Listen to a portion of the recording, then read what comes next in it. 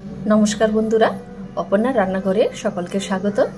तो बंधुरा आज के आमी उच्छे आलू चिंगड़ी माछ दिए झाल तैरी करे देखाबो।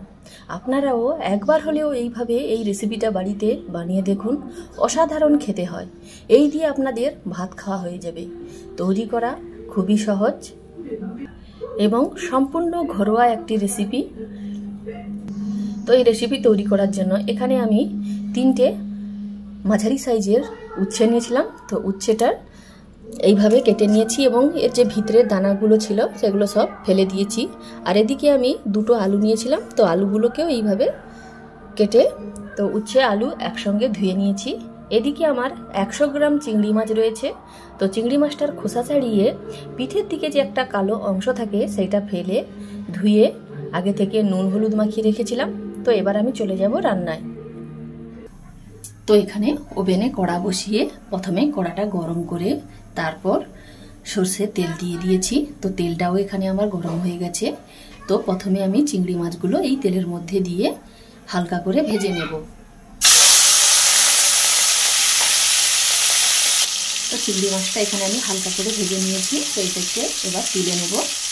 চিংড়ি মাছটা ভেজে তুলে নেবার পর এবার এই তেলের মধ্যে দিয়ে দেব উচ্ছে ও আলু, দিয়ে উচ্ছে ও আলুটাও ভেজে নিতে হবে। তো এখানে আমি উচ্ছে ও আলুটা ভেজে নিয়েছি এইভাবে লাল করে। এবার এটাকে তুলে নেব। আমি এখানে উচ্ছে ও আলু একসঙ্গে ভেজে নিয়েছি। তো আপনারা চাইলে এটাকে আলাদা আলাদা করেও ভেজে নিতে পারেন। এবার এই তেলের মধ্যে দিয়ে দেব একটা মাঝারি সাইজের পেঁয়াজ বাটা,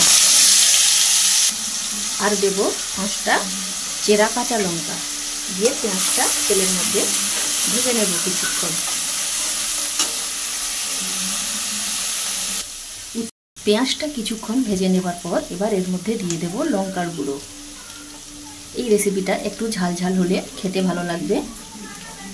আর দেব 1/2 চামচ হলুদের গুঁড়ো। এবার এর মধ্যে আমি সাদা সর্ষে ও পোস্ত একসঙ্গে বেটে নিয়েছিলাম, তো সেইটা এবার দিয়ে দেব। আপনারা চাইলে শুধু সাদা সরষা বাটা দিয়েও এই রেসিপিটা করতে পারেন। আর দেব অল্প একটু মশলা ধোয়া জল দিয়ে মশলাটা কষানোর পর এবার ভেজে রাখা উচ্ছে আলু ও চিংড়ি মাছ এর মধ্যে দিয়ে দেব। আর দেব স্বাদমতো নুন।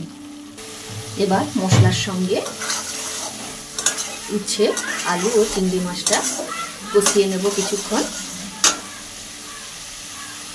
কিছুক্ষণ কষিয়ে নেবার পর এবার এর মধ্যে দিয়ে দেব জল, দিয়ে নাড়াচাড়া করে ঢাকনা দিয়ে ঢাকিয়ে উচ্ছে ও আলুটা ভালো করে সেদ্ধ করে নেব।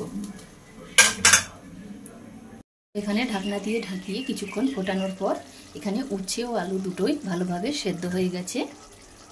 আর এই রকম যখন গা মাখা হয়ে আসবে তখন গ্যাসের ফ্লেমটা বন্ধ করে দিতে হবে।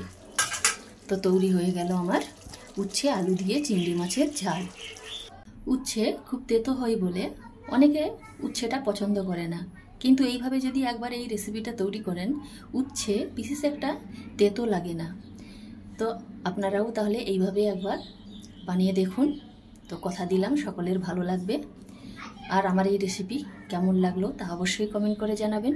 সেই সঙ্গে এইরকমই সব রেসিপি পেতে আমার এই চ্যানেলটিকে ফলো এবং সাবস্ক্রাইব করে আমার পাশে থাকবেন। তো আজকে এই পর্যন্ত, সকলে ভালো থাকবেন, সুস্থ থাকবেন। ধন্যবাদ।